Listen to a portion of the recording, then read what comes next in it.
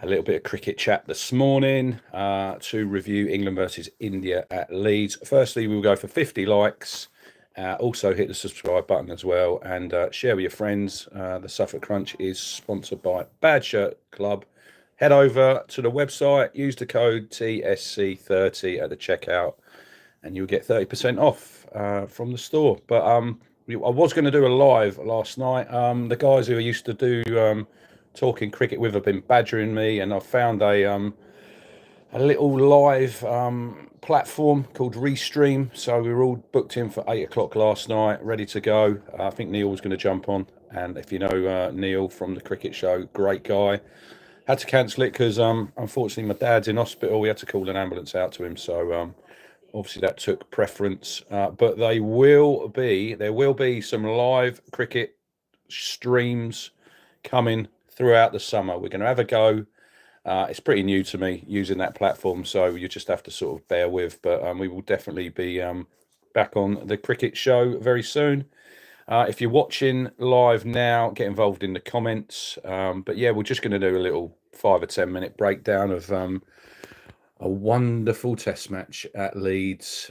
England winning by 5 wickets after 6 o'clock in the last hour yesterday, chasing down 371. Second highest total that we've ever chased.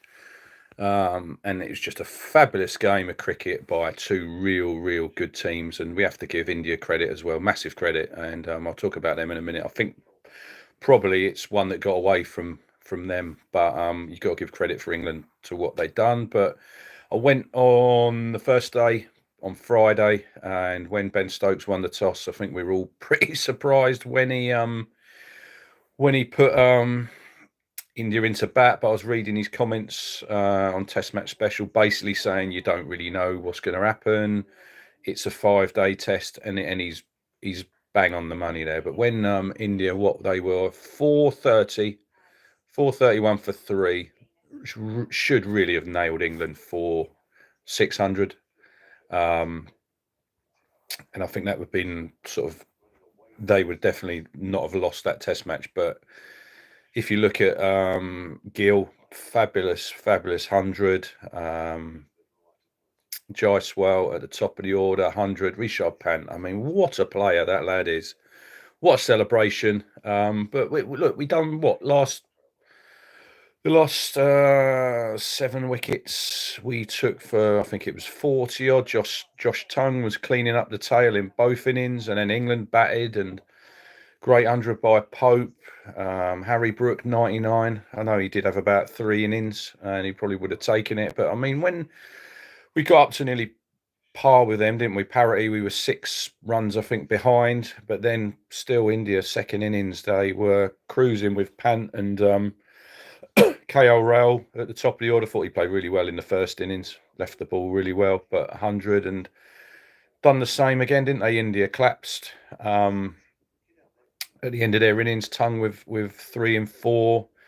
And I think when England were chasing 371, everyone was going to say that it was Bumrah was the main man. I think if you'd have said to me at the end of the innings Bumrah would not have got a wicket, I'd have been pretty surprised.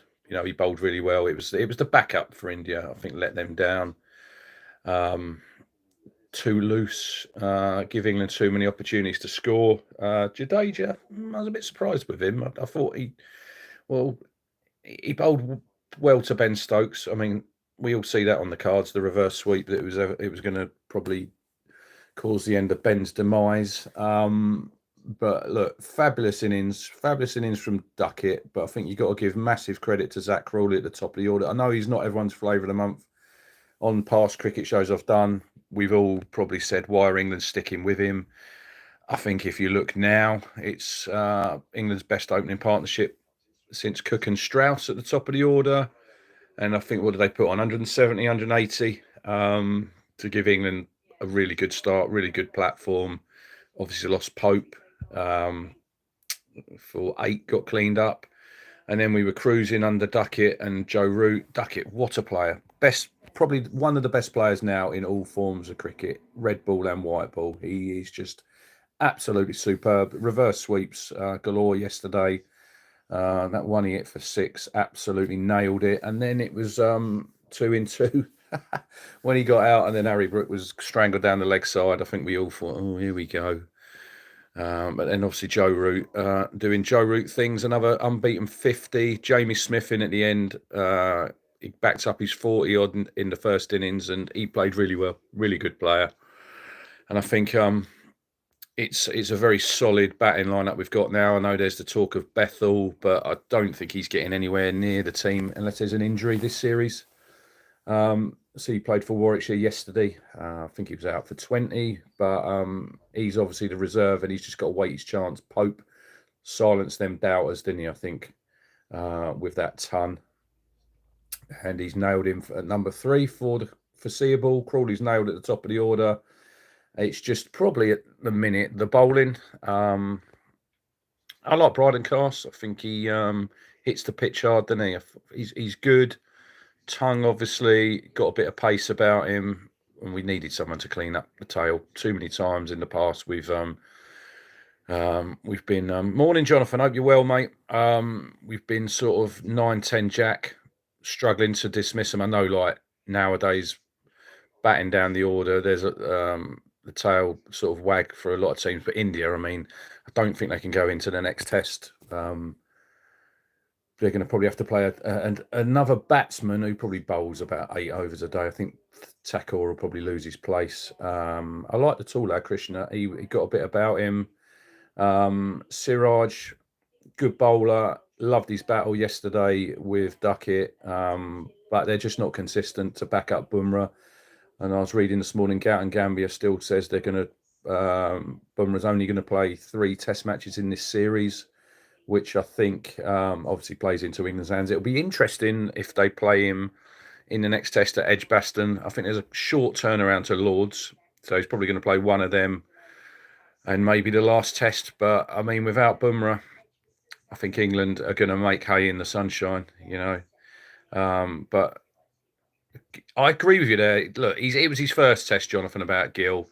It looked like Raoul was the captain, and they said on the radio and on the telly he was the one sort of leading it on the field. But I don't want to be too critical of anybody. Look, obviously India should have nailed his first innings, should have nailed his second innings. I dropped a lot of catches. And I don't think next time England might be not so lucky, but I think England always find a way. They always find a way to get over the line. They're great at chasing. If you look at Headingley, it's better batting there. 4th innings, I think the average runs per wicket goes up as you go through the match, as the innings, 1st, 2nd, 3rd and 4th innings. The 4th innings, I think the average amount of runs, I think, is higher. Quick scoring ground. I mean, that outfield at Headingley was like greased lightning. You've got the old practice wickets as well. Once it gets over them, you're not chasing it. But if we go through the England lineup, Duckett, great test. 149 and 60, he was man of the match. Rishabh Pant must be a little bit upset. He gets 200s in the game and he doesn't get man of the match, but I suppose it was because he was on the winning side. Yeah, Duckett is such a humble guy. Thanks for that comment. Pope at 3, nailed it there. Joe Root, he'll just go on as long as he wants at 4. Brook at 5. India should show more spin bowling. Well, you've got Kuldeep Yadav in your team. Surprised he didn't play. But yeah, Harry Brook, look, 99. I think he'd have taken that before the game. Disappointing, obviously on his home ground. Like we said, Smith with the gloves, brilliant. Stokes, England's best bowler, especially in the first innings. Great to see him back to fitness, and fingers crossed Ben stays fit for the summer. And the winter, because he's a massive integral part in this team. We really need him fit, playing all these test matches and into the Ashes. And look, the bowling lineup done well.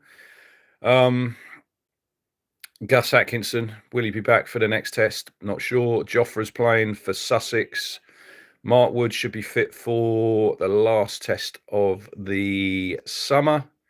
So it's going to be interesting moving forward what they do with the bowling. Bashir, still not overly convinced. I thought he bowled okay. Look, he got the big wicket, didn't he? A Pant.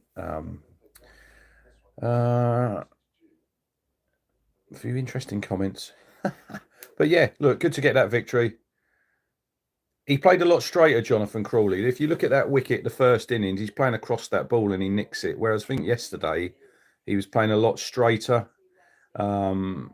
And Zach Crawley, I think he will continue to frustrate people, but I think when he gets going and when he's on his game, I think he's a really good player. But yeah, other than that, look, I think Aussie start today against West Indies. I see Pat Cummins says that Cameron Green could be the. Hello, Pete. How are you, mate? From Cape Town. Hope the weather's good down there. If you watch my videos on the Suffolk Crunch, Pete has done some brilliant football ones. So yeah, what a great guy. What a great guy. He's invited me over next winter. England at Newlands at Christmas. Got to start saving. Terrible weather. It's nice here today.